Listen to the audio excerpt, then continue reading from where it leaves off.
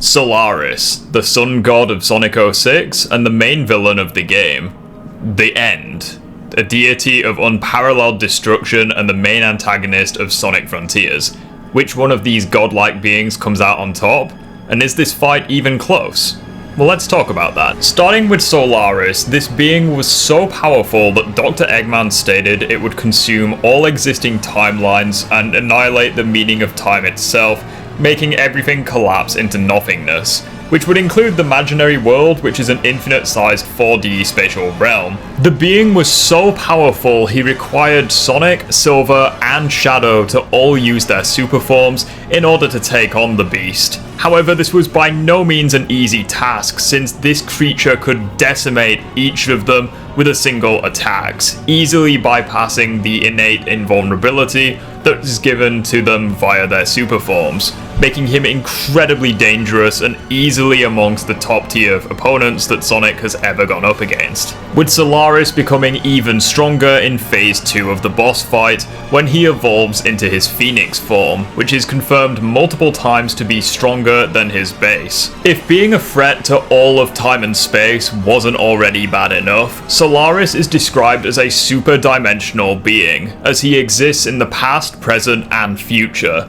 meaning that destroying him in one of the timelines will achieve nothing, as the being will still live. Despite Solaris's insane raw power, the beast is also incredibly durable, as Eggman theorized that it could very well be impossible for the three hedgehogs to fully put down Solaris, with them needing to effectively attack the beast's willpower, as well as by destroying the anchor that is sealing him to this reality, in order to pull off a victory. As a result of this, Solaris was easily the most powerful threat that Sonic, Shadow, or Silver had experienced at this point in their lives, and is still to this day one of the most powerful beings in the entire Sonic franchise. The End is a mysterious entity that first appeared in Sonic Frontiers, and whilst not much is known about it, the few things that we do know put him immediately among the most powerful threats that Sonic has ever faced, and potentially the greatest threat.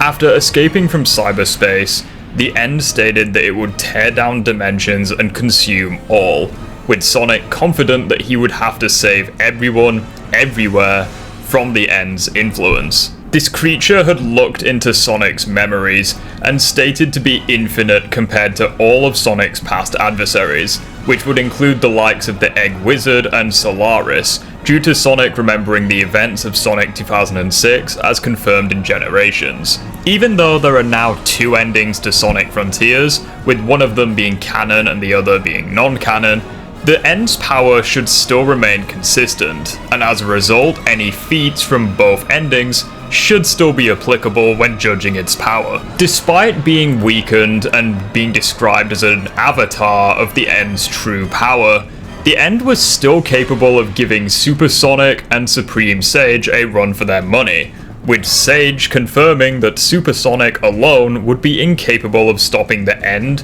even in that weakened state. The End was so powerful that all four Titans working together in the past was unable to stop it, and had to resort to sealing the End away into cyberspace in order to restrain it. And keep in mind that the Titans are by no means weak, as they were capable of one-shotting base Sonic, and even able to keep up with Super Sonic despite being overwhelmed by Sonic in this state. And in the final Horizons update, the Supreme Titan was amped by the End, channeling its power, and was so strong that Sonic needed a form beyond Super Sonic in order to actually match it. And even then, Supreme, when amped by the End, was largely undamaged from Sonic's attacks, with him having to fully tap into his cyber corruption to access Cyber Super Sonic in order to eventually put down the Titan and vanquish the End once and for all.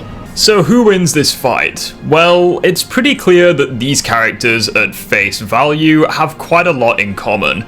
They are among the top tier threats that Sonic has ever faced, and they are both respective threats to all of time and space. However, there are a few things we still need to discuss. The most notable thing is that Sonic gets stronger with age, as confirmed in Sonic Colors DS, but more importantly in Sonic Forces, as after a 3-month time jump, he went from not even being able to tag Infinite and getting humbled, to being able to tag Infinite and eventually beating him alongside his avatar. Solaris is described as a threat to all of time and space, with Sonic, Shadow, and Silver needing their super forms in order to fight the being. However, there's another threat that Sonic has faced with remarkably similar descriptions, the Time Eater, who was also described as being capable of annihilating time and space respectively. Yet in Sonic Generations, he was able to fight the beast with only his classic self accompanying him. And keep in mind this was an amped Time Eater due to Robotnik and Eggman introducing the cybernetic enhancements to the beast, drawing out its true power.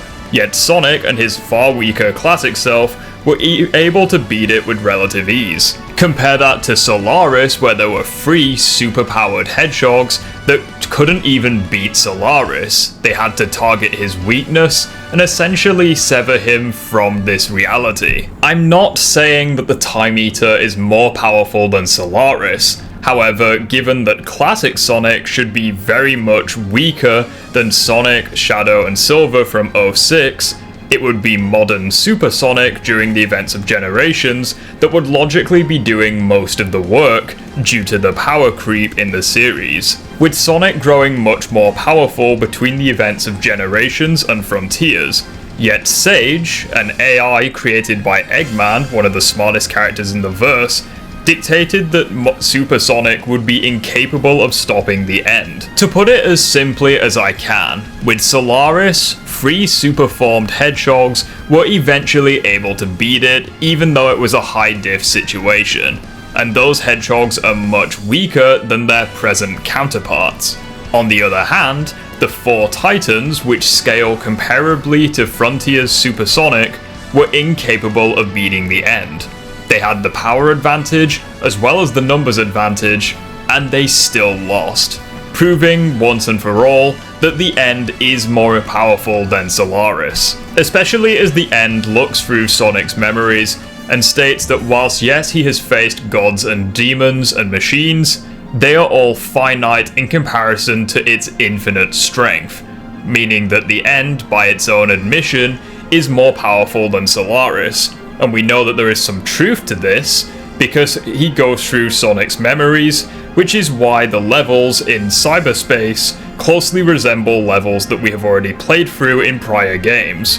Especially since in the game at least, the form that the End took was described as its weaker self, or merely an avatar, meaning that the End's actual true form would eclipse any feats that were shown in the game, making him even more powerful than what's shown on screen. However, there is something important to discuss when talking about Solaris, as he is stated to exist across the past, present, and future at the same time, and defeating it in one of these timelines would ultimately achieve nothing, with Sonic, Shadow, and Silver needing to travel to different time periods in order to attack it at multiple points in time, all at once. So, how would this affect the fight? Well, I honestly don't see this helping Solaris in this fight.